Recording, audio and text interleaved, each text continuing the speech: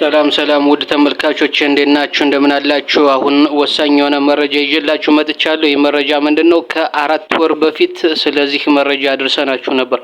ይህን በብልጽግናው ኃይል በአብይ አህመድ ከኢንሳ ከመረጃና ደህንነት ሰዎችን መርጦ በኤምባሲ ሰራተኛ ስም ወደ ውጭ ልኳል ብለን በተደጋጋሚ መረጃ አድርሰናችኋል። እነዚህ በአብይ አህመድ በደህንነት ቡድን የተደራጀው የብልጽግና የዲያስፖራ ክንፍ ሰብሳቢ ኃይል የአማራ ሐሳቢ በአማራ ላይ ጂኖሳይድን ደጋፊ መስሎ መጥቷል። ስለዚህ ይህ ምንድነው? ቅዳሜ መጋቢት 5 2018 ዓመተ ምህረት ወይም ደግሞ በፈረንጆቹ ማርች 14 2026 ዓመተ ምህረት ከምሽቱ 3 ሰዓት ማለት ነው በኢትዮጵያ አቆጣጠር ከምሽቱ 3 ሰዓት እስከ 7 ሰዓት ድረስ የሚቆይ መወያያ የጥናት ጽሑፍ እናቅርብ ብለው እንግዲህ ተከስቷል። ስለዚህ አሁን እነዚህ ማን ናቸው ነው? በተደጋጋሚ ነግረናቸዋል።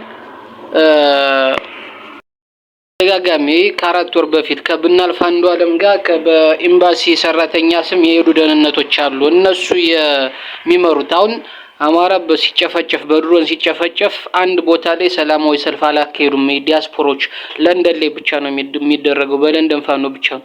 ምክንያቱም አሁን በፋኖ ደረጃ የተጎጂውን ማህበረሰብ የተጎዳውን የአማራ ህዝብ በባነር አሰርታችሁ መረጃ ይዛችሁ ውጡ ስለተባሉ መውጣት አይፈልጉም። ለንደን ብቻ ነው እየተወጣ ያለ።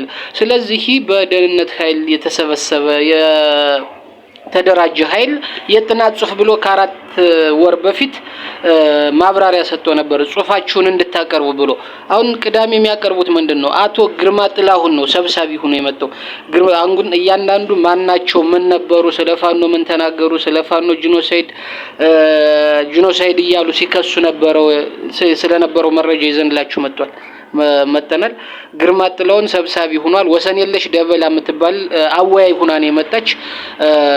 አቻምየለህ ደበላ መክፈቻ ንግግር አድራጊ።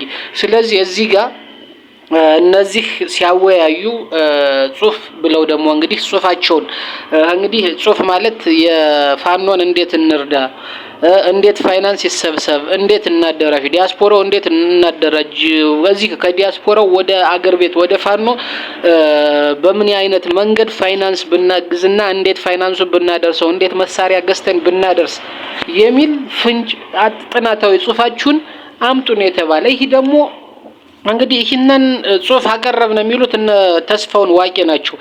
እነ ተስፋውን ዋቄ ማለት እንግዲህ አንበሳ ተዋህዶ ተብሎ ጎንደር ላይ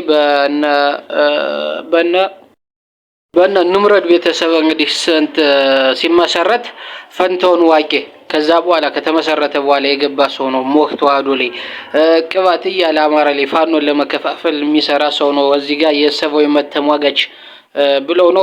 አንድ ደግሞ ጀማል ካውንተር ሚላለ ይሄን አላቀውም ከዚህ በፊት። ሌላው ያሬድ ኃይለማርያም ሰናይ እና ሲሳይ ምስጋናው